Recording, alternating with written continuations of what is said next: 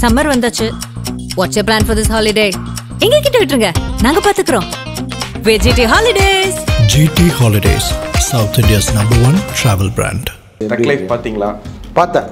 எப்படி இருந்துச்சு? சொல்ற மாதிரி இல்லை, சொல்லிக்கிற மாதிரி எதுவும் இல்லை. இல்லை ஓப்பனாக எடுத்தோன்னே தப்பான படம்னு சொல்கிறீங்களே. இதில் கேங்ஸ்டருக்கான அந்த கேரக்டர்ஸ் என்ன இருக்குது? இவன் கேங்ஸ்டர்ன்றான், அவன் கேங்ஸ்டர்ன்றான். கேங்ஸ்டராக என்னடா பண்ணுறீங்க நீங்கள்? உங்களுக்கு என்ன வேலை? உங்கள் தொழில்ன்றீங்களா? உங்கள் தொழில் என்ன? ஏதாவது வந்து பிசிக்கலாக எதையாவது காட்டுறாங்களா? இப்போ நாயகன் படத்தில் கள்ளக்கடத்தல் பண்ணுறது தான் தொழில். அப்படி கள்ளக்கடத்தல் ஈடுபடுறதுக்கு காரணம் வந்து ஒரு கம்பல்ஷன். அதே போல் சொசைட்டிக்கு தேவைப்படுது. அதுக்காக 4 பேருக்கு நல்லது பண்ணுறதுலாம் என்ன பண்ணாலும் தப்பு இல்லைன்ற அதை ஏற்றுக்க முடியுது நம்மளால. இதில் அந்த மாதிரி ஒரு காட்சி கூட இல்லையே. அவர் நல்லவராகவும் காட்டல. அவரை அதான் என்ன ஆரம்பத்துலேருந்தே அவர் நல்லவரா கெட்டவரா எதுவுமே நமக்கு தெரியாது. இந்த படத்துக்கும் அதை தான் பண்ணுறாங்க. பட் 38 வருஷத்தில் அவங்க மனம் எந்த அளவுக்கு வந்து வக்கரப்பட்டு போய் நிற்குதுங்கிறது தான். ஏன்னா எனக்கு அந்த த்ரிஷா கேரக்டரை வந்து டைஜஸ்ட் பண்ணவே முடியல. ஒரு மிருகம் என்ன சிதைச்சிருச்சுன்னு சொல்கிற அளவுக்கு என்னென்னலாம் பண்ணுறாங்கிறத காட்டுறாங்க. இதுதான் விரிவாக அந்த படத்தில் காட்டியிருக்காங்க. இவ்வளோ காட்சிகளை இதை ஏற்றுக்க முடியுமா? அப்போ அது ஒரு தப்பான படம் தானே இது? இல்லை, ஏற்கனவே ஒரு அவுடேட்டட் தான். அது ராவணன் படத்திலிருந்து பொன்னியின் செல்வன் வரைக்குமான மணிரத்னத்தோட படங்களை எடுத்து பாருங்க. அவர் அவுடேட்டடா அல்லது அப்டேட்டடா அப்படிங்கிறது தெரிஞ்சிடும். ஸோ அந்த படத்தில் மணிரத்னம் அவருடைய பாணியை விட்டு விலகி ஏதோ பண்ணியிருந்தார் பொன்னியின் செல்வனில். திரும்ப வந்து அவருடைய ஒரிஜினல் அவருடைய உண்மையான இது என்னங்கிறத காட்டியிருக்கு இந்த தகுதி. கமல் சாரோட கெட்டப்லாம் எப்படி? நல்லாவே இல்லை கெட்டப்லாம். ரஹ்மான் பிஜிஎம் பரவாயில்ல, பட் பாட்டு ஒரு பாட்டு கூட வந்து முழுமையாக அதில் இல்லை. அந்த ஜிங்கிச்சா பாட்டை தவிர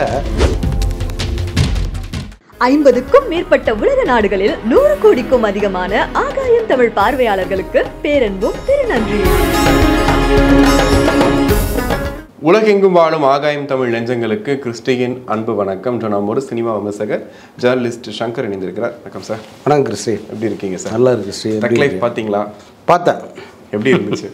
சொல்கிற மாதிரி இல்லை, சொல்லிக்கிற மாதிரி எதுவும் இல்லை. ஓகே.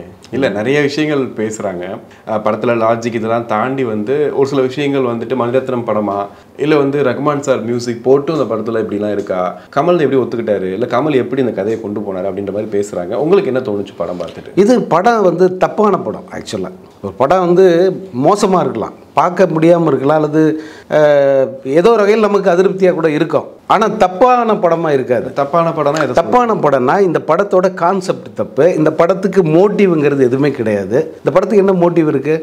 ஒன்றுமே கிடையாது. ஒவ்வொரு கேரக்டராவது முழுமையான கேரக்டராக இருக்கா அப்படின்னா அதுவும் கிடையாது. ஸோ எல்லா வகையிலுமே வந்து ஒரு முழுமையான படமாகவும் இல்லை. அது சொல்ல வர்ற கருத்து வந்து ரொம்ப தப்பானது, இந்த சமூகத்துக்கு தேவையில்லாதது. அதனால் வந்து இந்த படம் தப்பான படம் அப்படிங்கிறத என்னோட. ஓகே. இல்லை, ஓப்பனாக எடுத்தோன்னே தப்பான படம்னு சொல்கிறீங்களே, அதனால் கேட்குறேன். எந்த காட்சி ரொம்ப உங்களுக்கு? எல்லாருக்குமே தெரிஞ்சதா, எல்லாருமே போட்டு உருட்டிகிட்டு இருக்காங்க. இதில் வந்து கமல், சிம்பு, த்ரிஷா இந்த மூவருக்குமான அந்த ரிலேஷன்ஷிப்பு அதை அவங்க கொண்டு போயிருக்கிற விதம் வந்து பர்வர்ஷனோட உச்சகட்டம்னு சொல்லலாம். ஒரு சினிமாவில் அதுவும் இந்த மாதிரி லெஜண்ட்ஸ் அப்படின்னு நம்ம கொண்டாடுறோம். எப்பயுமே வந்து உயரத்தில் வச்சு பார்க்குறோம் அவங்கள. ஒரு பொது வெளியில் பேசினா கூட நம்ம அவங்கள விட்டு கொடுக்கறது இல்லை. ஒரு பொது பிரச்சனைன்னு வருது, அந்த நேரத்தில் கூட நம்ம அவங்க கூட சப்போர்ட்டாக நிற்கிறோம். இந்த மாதிரியான கலைஞர்கள் எவ்வளோ பொறுப்போட ஒரு படத்தை எடுக்கணும், எவ்வளோ பொறுப்போட இந்த சமூகத்துக்கு அதை கொடுக்கணும். ஏன்னா ஏற்கனவே வந்து இந்த சமூகம் எதை நோக்கி போகுதுன்னே தெரியாமல் போயிட்டுருக்கு. இந்த நேரத்தில் வந்து இந்த கமலுக்கும் த்ரிஷாவுக்குமான ரிலேஷன்ஷிப்பு, அந்த த்ரிஷாவை சிம்பு வந்து எப்படி அடைய துடிக்கிறார் அப்படிங்கிற இந்த கான்செப்ட் இருக்க, இது வந்து ரொம்ப அருவருப்பானது. வக்கிரத்தோட உச்சகட்டம்.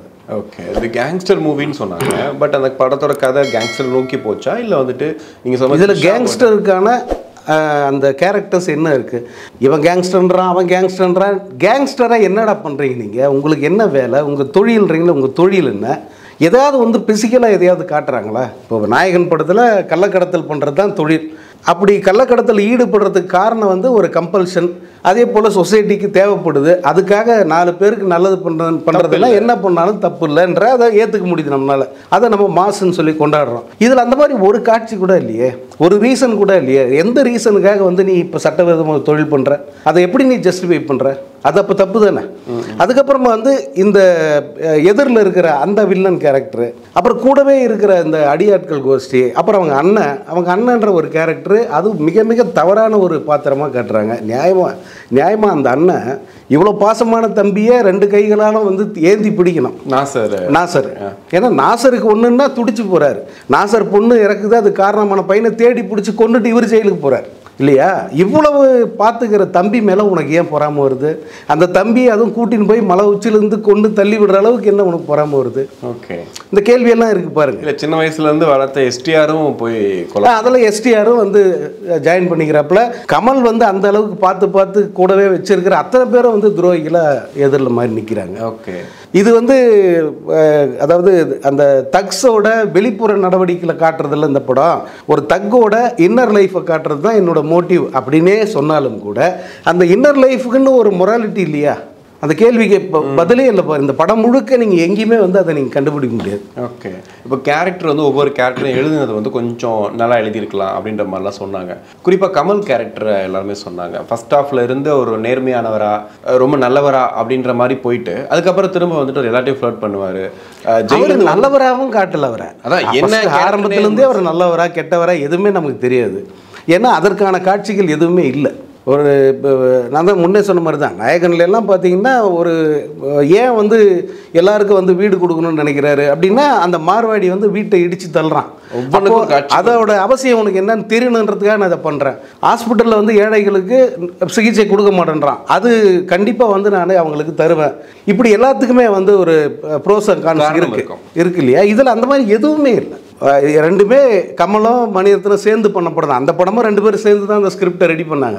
இந்த படத்துக்கும் அதை தான் பண்ணுறாங்க. பட் 38 வருஷத்தில் அவங்க மனம் எந்த அளவுக்கு வந்து வக்கரப்பட்டு போய் நிற்குதுங்கிறது தான். ஏன்னா எனக்கு அந்த த்ரிஷா கேரக்டரை வந்து டைஜஸ்ட் பண்ணவே முடியல. த்ரிஷா கேரக்டர் கமலஹாசன் த்ரிஷாவை என்னென்ன பண்ணுறாருன்றதை ஓப்பனாக காட்டுறாங்க. 3 நாள் மூடின வீட்டுக்குள்ளே 2 பேரும் செக்ஸ் வச்சுக்கிறாங்க அப்படின்னு ஓப்பனாக வந்து அந்த பாட்டி கேரக்டர் சொல்லுது, அந்த வடிவகரிசி கேரக்டர் சொல்லுது. அது எப்படி அவங்க செக்ஸ் வச்சுக்கிறாங்கன்றதை நேரேட் பண்ணுது அந்த கேரக்டர். அதுவும் அது double meaning dialogue, double meaning எல்லாமே வருது. அந்த கேரக்டரை கமல் புள்ள மாதிரி வளர்க்குற சிம்பு போய் எப்படி பார்க்குறான்? அவங்க 2 பேரும் பார்த்துக்கிற அந்த காட்சி எப்படி இவர் காட்சி வச்சிருக்காரு பார்த்தீங்களா? அதை த்ரிஷா திருக்கிட்டு எந்திரிப்பாங்க. அந்த நேரத்தில் சிம்பு என்ன பண்ணுறாருங்க, அதுக்கப்புறம் சிம்பு என்ன பேசி எப்படி வந்து தன்னுடைய கஸ்டடிக்கு அவளை கூட்டின்னு போயிட்டு ஒரு மிருகம் என்ன சிதைச்சிருச்சுன்னு சொல்கிற அளவுக்கு என்னென்னலாம் பண்ணுறாங்கிறத காட்டுறாங்க. இதுதான் விரிவாக அந்த படத்தில் காட்டியிருக்காங்க. இவ்வளோ காட்சிகளை இதை ஏற்றுக்க முடியுமா? அப்போ அது ஒரு தப்பான படம் தானே அது. ஓகே, இதில் வந்துட்டு மணி சாரை பற்றி நிறைய பேர் சொல்லும்போது அவர் வந்து தான் ஒருத்தர் மட்டும்தான் இது வரைக்கும் வந்துட்டு இந்த ஃபேட் அவுட் ஆகாமல் இருக்காரு, இந்த அவுட்டேட்ன்ற வார்த்தைகளை சிக்க மாட்டாருன்னு சொன்னாங்க. இந்த படத்துக்கு அப்புறம் அவரோட பேர் என்னவாகும்? இல்லை, ஏற்கனவே அவர் அவுட்டேட்டட் தான். அது ராவணன் படத்திலிருந்து பொன்னியின் செல்வன் வரைக்குமான மணிரத்னத்தோட படங்களை எடுத்து பாருங்க. அவர் அவுட்டேட்டடா அல்லது அப்டேட்டடா அப்படிங்கிறது தெரிஞ்சிடும். பொன்னியின் செல்வன் வந்து பிகாஸ் ஆஃப் கல்கியோட கிரேஸ்.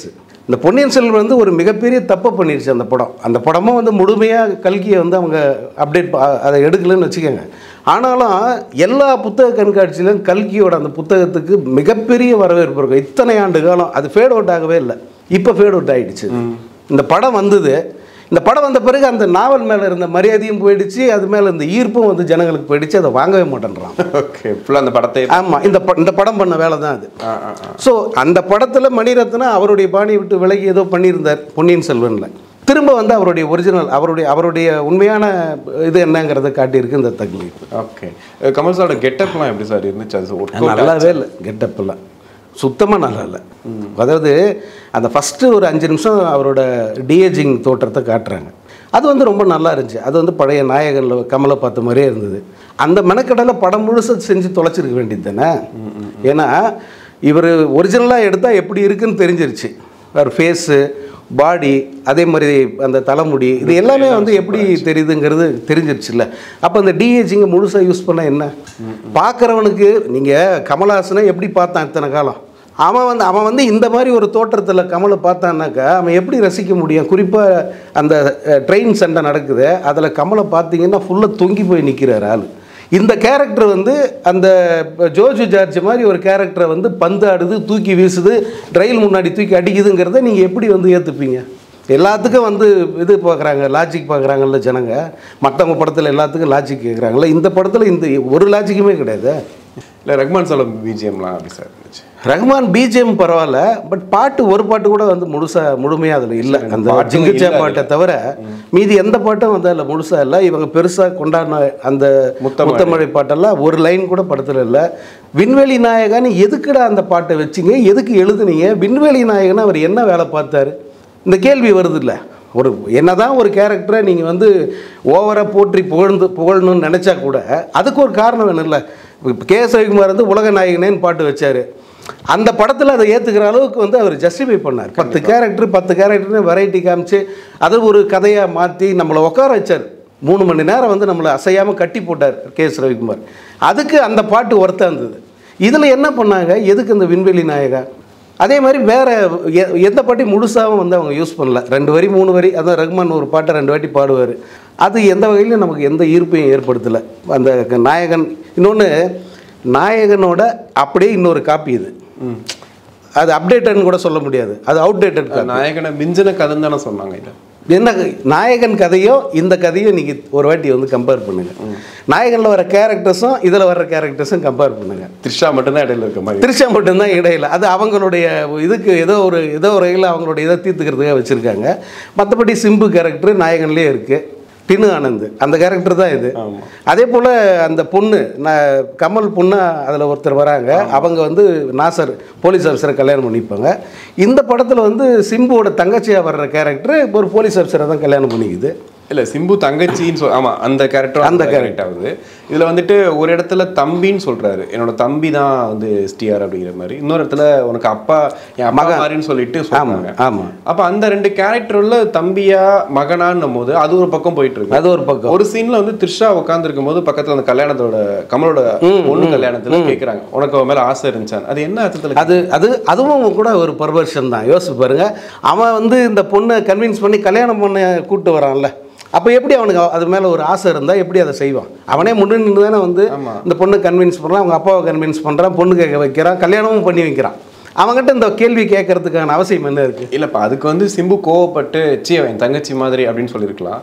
ஆனால் அவர் வந்து உடனே இல்லை அவன் இல்லை நீ தான் என் டார்கெட்டு அப்படின்னு அந்த இடத்துல சொல்கிறான். இது எல்லாமே வந்து வக்கிரங்கள் தான். அதை ஒவ்வொருத்தர் மனசில் ஆழ் மனசில் இருக்கிற வக்கிரங்கள் வந்து இந்த காட்சிகளை வெளிப்படுது. அதை நம்ம அப்படி தான் எடுத்துக்கணும். நீங்கள் நாயகனில் இன்னொன்று ஒரு பொண்ணை கதாநாயகியை கண்டெடுக்கிற இடங்கள்னு இவங்க எதை வைக்கிறாங்கன்னாக்கா பாலியல் தொழில் நடக்கிற இடங்கள் தான். நாயகன்லேயே அதான். ஆமாம். அந்த அங்கே வந்து சரண்யாவை அங்கேருந்து மீட்டு கொண்டாடுறாரு, இங்கே திரிஷாவை அங்கேருந்து காசு கொடுத்து வாங்கிட்டு வந்து தானே வச்சுக்கிறார். அவ்வளோதான் வித்தியாசம். ஓகே. இப்போ இந்த கன்னட சர்ச்சையெல்லாம் போச்சு, கர்நாடகாவில் அந்த படம் ரிலீஸ் ஆகலை அப்படின்றதெல்லாம் பார்த்தோம். ஏற்கனவே இவர் தான் ப்ரொடியூசர் வேறு, படத்தோட ரிவ்யூவும் கொஞ்சம் நெகட்டிவாக போகும்போது இது எப்படி சமாளிப்பாருன்னு நினைக்கிறீங்க? இல்லை இது அவர் ஒரு ப்ரொடியூசராக வந்து அவருக்கு இது ஹியூஜ் லாஸ் வெஞ்சர். இது அவருக்கு என்னது அமரன்லாம் கொஞ்சம் ஓடிடுச்சு, அதனால் வந்து இதை ஒரு வேளை அவர் சமாளிச்சிக்கலாம். இன்னொன்று ரெட் ஜெயண்ட்டு ஹெல்ப் கொஞ்சம் இருக்குது, அதெல்லாம் வச்சு அவர் ஏதாவது சமாளித்து அடுத்த படத்தில் வேறு ஏதாவது வேறு இவர் நடிக்காத வேறு ப்ராஜெக்ட்ஸை வந்து பண்ணி அதில் ஈடுகட்டலாம் வாய்ப்பு இருக்குது. அது ஒரு மேட்ரு இல்லை. எப்படி இருந்தாலும் வந்து சரி கட்டிப்பாங்க. இத்தனை ஆண்டு காலம் இந்த தொழிலில் இருக்காங்க, எத்தனை படம் தயாரிச்சிருக்காங்க, எவ்வளோ லாஸ் ப்ராஃபிட் எவ்வளோ பார்த்துருக்காங்க. அதாவது லாஸை தாண்டி வந்து நம்ம நம்பி போனது அது வந்து பெரிய. இப்போது ஏன் வந்து கமல் பின்னாடி இவ்வளோ இளைஞர்கள் பின்னாடி நின்னாங்க, சப்போர்ட் பண்ணாங்க, ஒட்டு மொத்த மீடியாவும் கமல் பின்னாடி நின்றுச்சு. யாராவது வந்து கமலுக்கு எதிராக யாராவது குரல் கொடுத்துருப்பாங்களா? கமலால் பாதிக்கப்பட்ட ஒரு ப்ரொடியூசர் கே ராஜன் சொல்லிட்டு கமலால் ஜெயிலுக்கு போனாலும் அவர் முதல் குரல் நான் கொடுக்குறேன், எனக்கு வந்து கமல் பண்ணது துரோகம் தான்னாலும் நான் இந்த இடத்துல கமலை விட்டு கொடுக்க மாட்டேன், நான் முழு சப்போர்ட் பண்ணுறேன். கண்டிப்பாக சீமான் எல்லாருமே. இன்னொன்று அவர் வந்து இந்த இதில் இண்டஸ்ட்ரியில் ஒரு பொறுப்பில் இருக்கார். பொறுப்பில் இருக்கிற ஒரு ஆள் அதை சொல்கிறாரு என்னென்னா, இங்கே கன்னட படம் வராத நான் பார்த்துப்பேன், நீ இதே மாதிரி பண்ணினா உன் அந்த கேஜிஎஃப் வராது, காந்தாரம் வராது, நீ என்ன பண்ணுறா பார்ப்போம். இன்னொன்று தமிழ் இண்டஸ்ட்ரியை விட கன்னட இண்டஸ்ட்ரி தான் பெரிய லாஸ், அது என்னன்னு காட்டுறேன் பாரு அப்படின்னு சொல்கிறாருன்னா எந்த அளவுக்கு வந்து உங்களுக்கு சப்போர்ட் பண்ணுறாங்க. கண்டிப்பாக இதுக்கு திருப்பி நீ கொடுக்க வேண்டியது என்னென்னா குவாலிட்டி ப்ராடக்ட். இப்போ இது மிகப்பெரிய அவமானமாக நமக்கு வந்து நிற்குது. இப்போ அவங்க உனக்கு நான் இவ்வளோ சப்போர்ட் பண்ணேன், உனக்கு எல்லாம் எந்த இடத்துலையும் விட்டு கொடுக்கல, அவனை அவ்வளோ தூரம் பேசினேன், நீ பதிலுக்கு எப்படி கொடுத்துருக்கணும்? நாங்கள் தலை நிமிர்ந்து இந்த படத்தை பார்க்க நீ தமிழ்நாட்டு தானே வந்தாகணும்னு சொல்கிற அளவுக்கு ஒரு படம் நீ கொடுத்துருக்கணும்ல, அதை செய்யலை. ஆஹா நாங்கள் நல்ல வேலைடா நாங்கள் தப்பிச்சுண்டா அந்த படம் வர்றதே நல்லதாக போச்சுடான்னு அவங்க கொண்டாடுற அளவுக்கு ஒரு படத்தை எடுத்து வச்சுக்கிறாங்க. சார் படத்தில் பல வசனங்களுக்கு வந்து பார்த்தீங்கன்னா அங்கே ஃபர்ஸ்ட் ஹாஃப் வரைக்கும் கொஞ்சம் பார்த்துட்டு இருந்தாங்க, செகண்ட் ஹாஃபில் கொஞ்சம் சிரிக்க ஆரம்பிச்சிட்டாங்க. அவர் எமோஷனலாக பேசும்போது இங்கே கைத்தட்டி சிரிக்கிறது, அதுலேயும் குறிப்பாக சில இடங்களில் வந்துட்டு நீ வராமே இருந்திருக்கலாமே எதுக்கு வந்த அப்படி கேட்கும் போதெல்லாம் எதை சொல்கிறாங்க, ஒரு சினிமாவுக்கு திரும்ப வந்து சொல்கிறாங்களா, அரசியலுக்கே போயிருக்கலான்னு சொல்கிறாங்களா? அதாவது இது தெரிஞ்சே தெரியாமல் வந்து ஒரு கோயின்சிடன்ட்வாங்கள்ல அந்த மாதிரி வந்து சில படங்களுக்கு எப்படி அமையும். இந்த படத்தில் அது அப்படி தான் அமைஞ்சதை நான் பார்க்குறேன். கமல்ஹாசன் வந்து திரும்ப ஒரு ரீஎன்ட்ரி மாதிரி வந்துட்டார் விக்ரம் படத்து மூலம் அப்படின்னாங்க. அடுத்த படம் வந்து இந்தியன் 2 என்ன பாடுபடுச்சுன்னு தெரியும். இப்போ அடுத்து இந்த படம் இது வந்து இப்போது கமலோட கேரியர் வந்து போதும் நீங்கள் வராமே இருந்திருக்கலாம் ஏன் வந்தீங்க அப்படின்னு கேட்குற மாதிரியாக முக்கியமாக வந்து படம் பார்க்குறவங்க ட்ரோல் பண்ண வசதியாக அந்த டைலாக் வந்து அமைஞ்சு போச்சு. இப்போ எல்லாருமே இந்த இப்படி ஒரு படத்தை கொடுக்காமே இருந்திருக்கலாம் அப்படின்ற மாதிரி தான் கமெண்ட் அடிக்கிறாங்க. நிறைய பேர் வந்து இந்த படத்தை பார்க்கணுன்னு ஆசைப்பட்டு வந்தது வந்து சிம்புவுக்காக. ஏன்னா வந்துட்டு நீங்கள் ரோஹிணி தேட்டர்லேயே பார்த்தீங்கன்னா ஃபுல்லாக எஸ்டிஆரோட தான் இருந்துச்சு. அவங்களுக்கு சாட்டிஸ்ஃபைடாக இருந்துச்சு? இல்லை, அவங்களுக்கு டோட்டலாக வந்து டிஸாட்டிஸ்ஃபைட் அவங்க. இது ஏன்னா சிம்புவே வந்து ரொம்ப அதிருப்தியில் இருந்த மாதிரி தான். அந்த அண்மை கால ப்ரொமோஷன்ஸ் எல்லாம் பார்க்கும்போது சிம்பு பெருசாக அதில் இன்வால்வ் ஆகவே இல்லை, அவர் ஈடுபாடே காட்டல. ஏன்னா அவர் உண்மையாகவே வந்து டெடிக்கேட்டடாக 100% இன்வால்மெண்ட்டோடு அந்த படத்தில் பண்ணணும்னு அவர் நடிச்சிருக்கார். அவர் கேரக்டரை வீண் அடிச்சிட்டாங்க. ஒருவேளை அவர் படம் பார்த்துருக்கலாம், பார்த்ததுனால வந்து அந்த டிசப்பாயின்மெண்ட் இருந்திருக்கும். சிம்பு வந்து டோட்டலாக வீண் பண்ணியிருக்காங்க. ஓகே, இந்த நம்ம லோகேஷ் கனகராஜ் வந்து விக்ரமில் ஃபகத் பாசில் வந்து அவ்வளோ அழகாக ஹேண்டில் பண்ணிப்பார், முழுமையாக பயன்படுத்தியிருப்பார். கமலை வந்து தேவையான இடத்துல பயன்படுத்திப்பார். அது வந்து நம்ம தெரியல. ஒன்றும் இல்லைங்க, ஃபர்ஸ்ட் ஹாஃபில் கமல்ஹாசன் வேறு 5 நிமிஷம் தான் வருவார். ஃபர்ஸ்ட் ஹாஃப் ஃபுல்லாக அவர் வரவே மாட்டார். சும்மா ஏதோ ஒரு நிழலை காமிச்சியே வந்து அப்படியே கொண்டு வந்து செகண்ட் ஹாஃபில் தான் கமலை காட்டுவார். பட் நமக்கு தெரியவே தெரியாது அது முழுசாக கமல் படமாக நம்ம பார்த்தோம். அந்த டெக்னிக்கையாவது வந்து இவங்க பயன்படுத்தியிருக்கணும். அதில் இதில் அசோக் செல்வன் கேரக்டரை எல்லாம் படம் முடிச்சு அதை ஃபஸ்ட்டு கேட்டாங்க, எதுக்கு ஒரு படத்தில் வந்துருக்காரு, அங்கங்கே வர்ற அந்த சீன்ஸ்லாம் பார்த்து அது ஏதாவது அர்த்தம் இருக்குது அந்த கேரக்டருக்கு, அவர் எப்படி அதை ஒத்துக்கிட்டாரு அப்படின்ற மாதிரி. ஏன்னா அவர் வர சீன்ஸ்லாம் சூப்பராக பண்ணியிருக்காரு, அவர் நல்லா பண்ணியிருக்காரு. ஒரு அப்பியரன்ஸ் வைஸ் ரொம்ப ஹேண்ட்ஸமாக காட்டியிருக்காங்க, அதெல்லாம் இல்லைன்னு சொல்ல. பட் அந்த கேரக்டருக்கான அவசியமே இல்லையே. அது ஒரு வசனம் கூட வரும், உங்க முன்னாடி உட்கார்றதுக்கு 23 தலைமுறை நான் வெயிட் பண்ணிட்டு இருக்கோம் போது. ஏன்னா அவர் கமலோட பெரிய ஃபேன். அது எல்லாமே நல்லா அந்த கேரக்டர் பெருசாக கொண்டு போகல எதுவுமே. அதுதான் இவங்க எந்த கேரக்டரை பெருசாக வச்சுருக்காங்க. அது ஜோர்ஜ் ஜார்ஜ் மாதிரி ஒரு ஆக்டரு, அவரை வெறும் ஒரு அடியால வச்சு காலி பண்ணுறதெல்லாம் வந்து எவ்வளோ பெரிய அநியாயம் இது பாருங்க. அது மாதிரி தான் இந்த அசோக் செல்வன். ஏன் அதை சிம்புவே அப்படி தானே பண்ணி வச்சுக்கிறாங்க. கண்டிப்பாக பொறுத்து வந்து பார்ப்போம் சார். நன்றி. நன்றி. சம்மர் வந்தாச்சு. What's your plan for this holiday? எங்க கிட்ட விட்டுருங்க, நாங்க பாத்துக்கிறோம். VGT Holidays. GT Holidays, South India's #1 travel brand.